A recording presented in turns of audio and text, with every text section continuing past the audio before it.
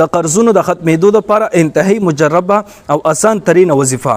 زموږ عزتمندو بې انتها زیات ملګري میسجونه کوي وایي مونږ په قرضونو کې راګیر یو او د دې په وجه ډېر زیات پریشان یو او د قرضونو ختمېدو دپاره څه بندوبست نشته دی. نو وایي داسې وظیفه راته وښیه چې مونږ دغه وظیفه وکړو او د دې په برکت سره زمونږ دا قرضونه ختم شي او زمونږ دا پریشانی او مشکلات ختم شي. نو زموږ عزتمندو په دې ویډیو کې زه تاسو ته د قرضونو ختمېدو لپاره انتهایی مجربه وظیفه درښیم. که دغه وظیفه تاسو وکړئ نو انشاءالله ستاسو دا قرضونه به ختم شي او ورسره به ستاسو د مشکلات هم ختم شي. زموږ عزتمندو اول دا خبره واورئ، قرض یقینا چې انسان د دې په وجه ډېر زیات پریشانه کیږي او دا دومره بد چیز دی دا قرضونه چې نبی کریم صلی الله علیه وسلم به هم د قرضونو نه پناه غوسته.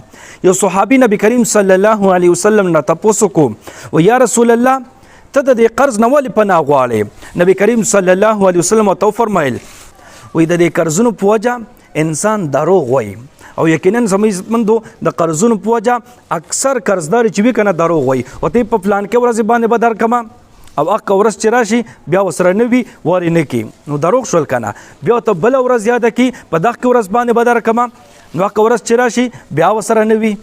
زموږ عزتمندو قرض چې دی که نه یقینا چې دا ډېر پریشان کن شیز دی. که لږ قرض په چا باندې او که ډېر قرض دا ډېر پریشان کن شیز دی. نو زموږ عزتمندو په دې ویډیو کې زه تاسو ته اسان ترینه وظیفه درښیم. که دا تاسو شروع کړه نو انشاءالله د الله رب العزت په فضل او کرم سره به زر تر زره تاسو د دې قرض نه خلاص شئ. ټیک شو جی. نو وظیفه کومه ده زموږ عزتمندو؟ صرف اور صرف یو صورت دی، سورة النصر. سورة النصر كم سورة؟ بسم الله الرحمن الرحيم.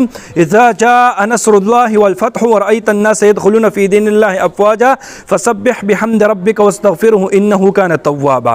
دا سورة ته دا سورة چې ده کنه دا به تاسو د سحر منځ نه پس 9 پیرې وایي، 9 وارې 9 پیرې به تاسو وایي. ټیک شو جی. سحر منځ نه پس باقي 4 منځونه پاتې شول کنه، ماسپښین، مازدیګر، ماښام، ماسخوتن.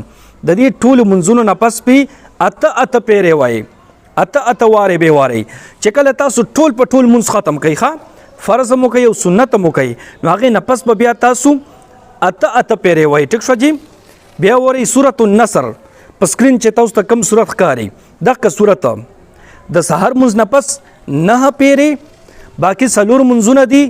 ماسپښین منځ نه پس هم 8 پیرې، مازدیګر منځ نه پس هم 8 پیرې، ماښام منځ نه پس هم 8 پیرې او ماسخوتن منځ نه پس هم 8 پیرې.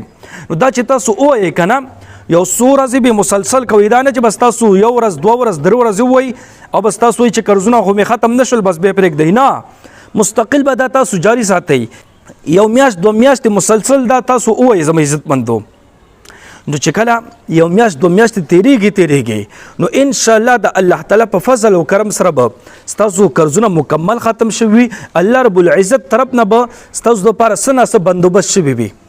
نو زموږ عزتمندو دا مختصر شانتې وظیفه ده، په دې باندې عمل وکړئ او کوشش وکړئ ویډیو د ثواب په نیت باندې ډېره شیر کړئ چې ټول مسلمانانو ته ورسیږي او تاسو ته دعاګانې کوئ. ټیک شو جی. الله رب العزت مو خوشحاله اباد ساته. دعاګانې کوي، دعاګانې به کوو. الله په امان.